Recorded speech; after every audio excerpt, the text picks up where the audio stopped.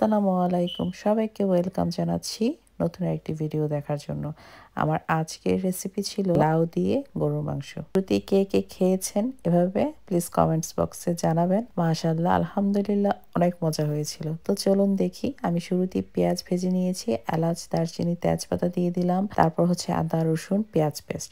আর এবার আমি মশলাটা একটু গুলে নিচ্ছি। কেন যেন আজকে মনে হলো যে এভাবে একটু রান্নাটা করে দেখি তো কেমন হয়। তো এখানে আমি একটু পানির মাঝে হলুদ, লবণ, মরিচ, ধনিয়া, জিরা, একটু গরম মশলা গুঁড়া দিয়ে একসঙ্গে পানিতে একটু গুলে নিয়েছি। আর হচ্ছে পানিটা যখন প্যানে মানে মশলাটা একটু কষে এসেছে, তেল থেকে সেপারেট হয়ে গিয়েছে, তখনই আমি গরুর মাংস দিয়ে দিয়েছি। এখানে আমি হবে 2 কেজির পরিমাণ গরুর মাংস দিয়েছি। আর একটা মিডিয়াম সাইজের লাউ হবে।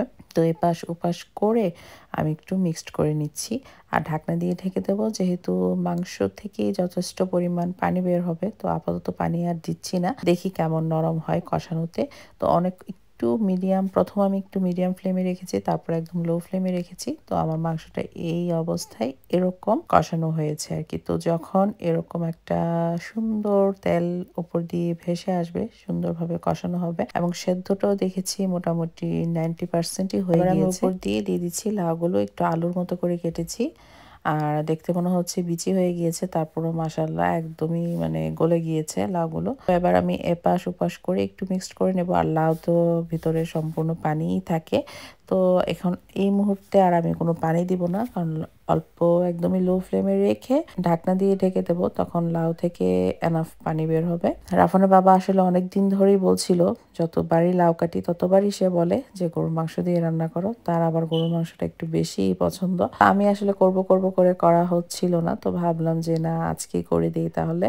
অনেকগুলোই তো লাউ কাটা হচ্ছে। আর আমার মনে হয় এবার আর কোনো রেসিপি বাদ নাই যে আমি লাউ দিয়ে করি নাই।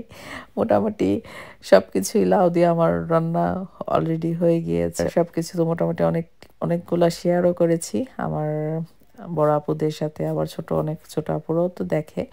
তো সবার সঙ্গে শেয়ারও করেছি। তো দেখতে অনেকটা লোভনীয় লাগছে মাশাআল্লাহ, কারিটা আসলেই অনেক মজা হয়েছে। আর এই যে আমার লাউ রান্নাটা হয়ে গিয়েছে। এবার আমি উপর দিয়ে কয়েকটা কাঁচামরিচ দিয়ে দিব। কাঁচামরিচটা আসলে সুন্দর একটা সুঘ্রাণ ছড়ায়, তো যার কারণে কাঁচামরিচটা দেওয়া। এই তো রান্না ডান।